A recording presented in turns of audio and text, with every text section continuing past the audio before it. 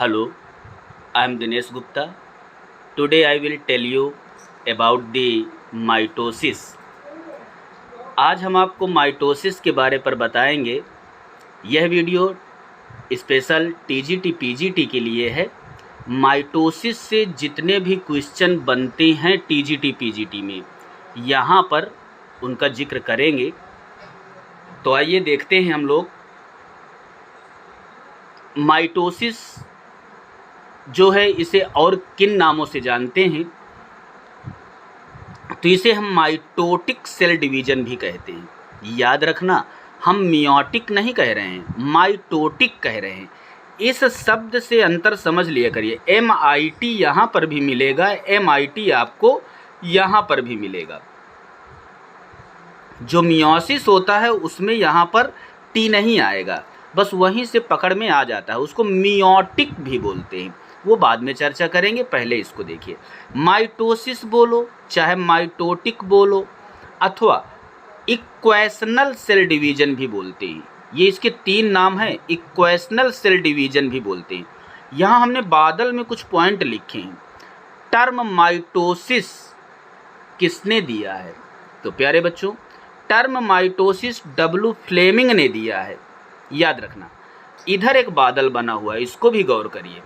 First observed in plants, plants में mitosis को सबसे पहले किसने ऑब्जर्व किया?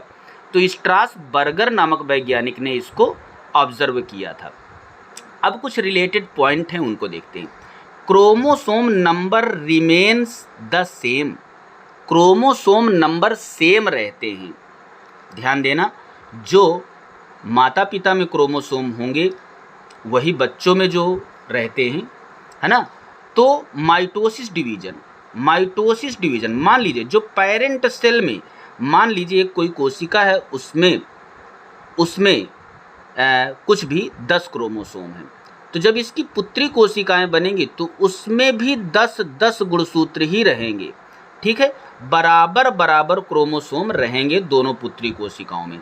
और पेरेंट में 10 थे, पुत्री में भी 10 हैं।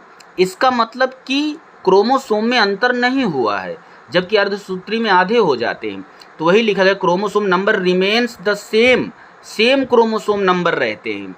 Daughter cells identical to parent cell. याद रखना, पेरेंट सेल के एकदम जैसे होती हैं डॉटर सेल, एकदम हू बहू एकदम, मतलब 2 कॉपी होंगी। जो डॉटर सेल होंगी वो अपने पेरेंट सेल के 2 कॉपी होती हैं, आइडेंटिकल होती हैं। अच्छा, अगला है नेसेसरी फॉर, काहे के लिए यह डिवीजन नेसेसरी होता है, आवश्यक होता है? तो मेंटेनेंस के लिए, बॉडी में अगर घाव वाव हो जाते हैं तो उनको भरने के लिए, ग्रोथ के लिए। हम लोग जो बढ़ते हैं ना, वो इसी डिवीजन के द्वारा बढ़ते हैं। रिपेयर, कहीं पर कोई टूट फूट हो गई तो उसकी रिपेयरिंग जो होती है वह माइटोसिस के द्वारा ही होती है। उसकी रिपेयरिंग माइटोसिस के द्वारा ही होती है। ठीक है। और इसके बाद कंटिन्यूटी ऑफ लाइफ, आज हम जो लाइफ देख रहे हैं ये माइटोसिस डिवीजन के द्वारा ही संभव है। लाइफ में जो कंटिन्यूटी बनी हुई है, ठीक, वो इसी डिवीजन द्वारा। चूँकि देखिए, ये कोशिकाओं की संख्या भी बढ़ाता है, मल्टीप्लिकेशन करवाता है और कोशिकाओं की संख्या बढ़ती है। तो अगर ये कोशिकाओं की संख्या न बढ़ती होती तो जाइगोट ही रहता, वो कभी पूरी बॉडी में परिवर्तित ही ना हो पाता अगर ये माइटोसिस डिवीजन ना होता। तो इसका मतलब माइटोसिस जो है वो कंटिन्यूटी ऑफ लाइफ के लिए अनिवार्य है। अच्छा, ये होता कहाँ पर है? तो ध्यान देना, ये जो होता है वेजिटेटिव सेल में होता है माइटोसिस, लेकिन जो मियोटिक होता है वो रिप्रोडक्टिव सेल में होता है। इसको याद रखना, पूछा जा सकता है। 1 पेरेंट सेल डिवाइड्स इनटू 2, ये भी याद रखना, जो एक पेरेंट सेल होता है वो 2 में डिवाइड हो जाता है, लेकिन मियोसिस वाले में 4 होती हैं कोशिकाएं। याद रखना। Best material for study of mitosis. अच्छा, माइटोसिस के लिए सबसे सुंदर मटेरियल कौन सा होगा? तो ऑनियन रूट टिप होगी, मतलब प्याज की जो जड़ की नोकनी होती है वो इसका सबसे बेस्ट मटेरियल है, इम्पॉर्टेंट है, इसको याद रखना।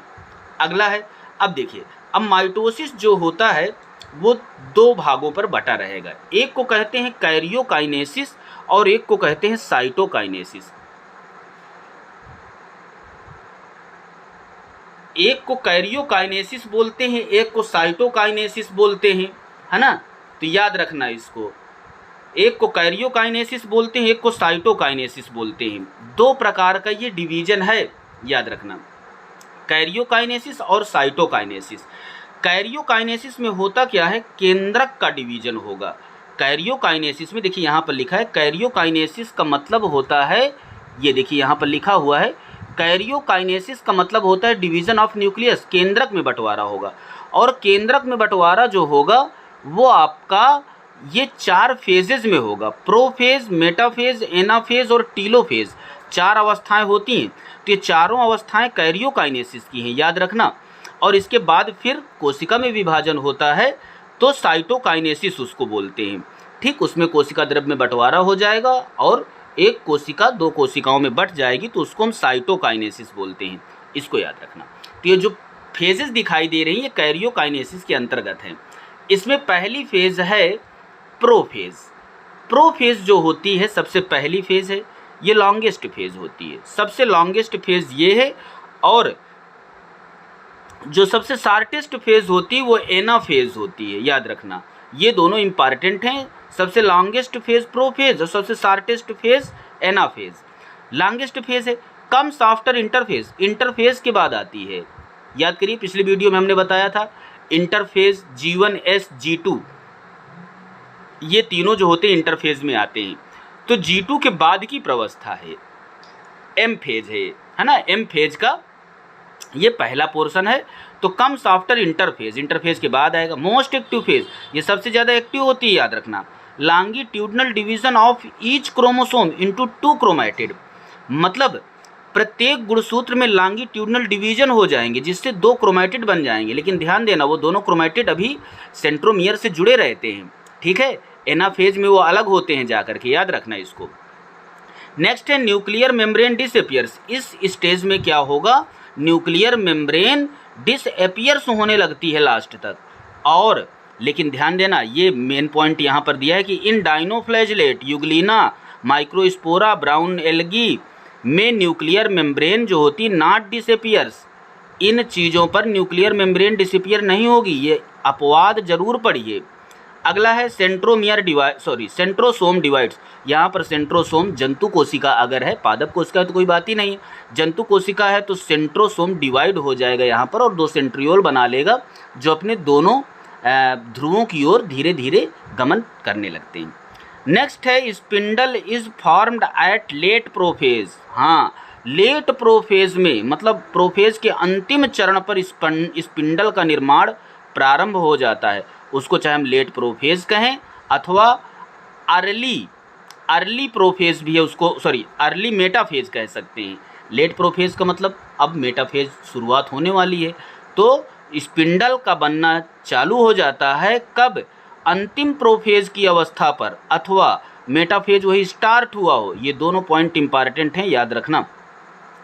मेटाफेज क्या है, मेटाफेज में ये मध्यावस्था होती है। इसमें क्रोमोसोम्स मैक्सिमली डिस्टिंक्ट, मतलब ज़्यादातर डिस्टिंक्ट रहते हैं, क्लियर रहते हैं मेटाफेज पर। Size of the chromosome is measured here. यहाँ पर क्रोमोसोम का हम साइज चेक करते हैं, है ना। क्रोमोसोम की जो अच्छी पहचान होती है कि क्रोमोसोम हो, मेटाफेज स्टेज पर ही करते हैं, तो ये याद रखना। Chromosome arranged in the centre, जो क्रोमोसोम होंगे वो सेंटर में अरेंज हो जाते हैं, उसी को हम इक्वेटर कहते हैं, उसी को हम इक्वेटोरियल प्लेट कहते हैं, उसी को हम मेटाफेजिक प्लेट या मेटाफेज प्लेट कहते हैं। तो ये आप याद रखना। एनाफेज में क्या होता है, शार्टेस्ट स्टेज है। यहाँ पर सेंट्रोमियर डिवाइड होते हैं। देखिए यहाँ सेंट्रोमियर डिवाइड होता है, यहाँ सेंट्रियोल डिवाइड होता है, सेंट्रोसोम डिवाइड होता है, तो कंफ्यूज ना होना। सेंट्रोमियर का मतलब क्या होता है, जहाँ पर क्रोमोसोम अटैच रहा करते हैं, तो यहाँ पर वो सेंट्रोमियर से टूट जाते हैं। तो अब वो क्या होंगे, दोनों क्रोमैटिड अलग अलग हो गए और अब वो एक गुणसूत्र का निर्माण करते हैं पूरा। क्रोमोसोम जो नए बने हैं, जिनको आप अभी क्रोमैटिड कह रहे थे, अब वो क्रोमोसोम कहाँ पर, ध्रुवों की ओर चलेंगे। क्रोमोसोम्स मूव टुवर्ड्स पोल, पोल्स की तरफ चलना प्रारंभ करेंगे, ध्रुवों की तरफ चलना प्रारंभ कर देते हैं।